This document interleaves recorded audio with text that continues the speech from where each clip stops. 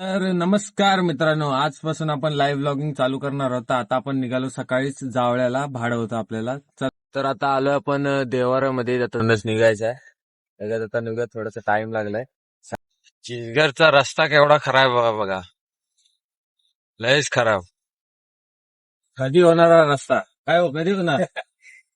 2 वर्ष झाले अजून रस्ता होतोय. नुसती मशगत चालू आहे. हे बघा, कुठं कुठं लावायच्या काय समजत नाही. अशीच लावा. बराच वेळ झाला, आपल्याला लागली भूक, पण काय इथं दुकान पण नाही आहे कुठं. जरा थांबावं लागेल, जराशी कल काढावी लागेल. सकाळी काय खाऊन नाही आलो, तसं चाय वगैरे पिल्याने तसं लगेच निघालो आपण. तर आपण आलोय देवाऱ्यात या अड्ड्यावरती. हा बघा, हा तुम्हाला माहिती असेल. जरा काकांचं काम आहे ते करून घेऊया आणि जाऊया. आता निघालो आपण घरी. अचानक आपला भाव आलाय. आताच मला मगाशी मेसेज टाकला की मी इंदापूरमध्ये आहे, तर तिथंच आता जातोय त्याला मंडणगड मध्ये आणायला. चला भेटूया त्याला आपण. अचानक आलाय, अचानक भयानक आलाय.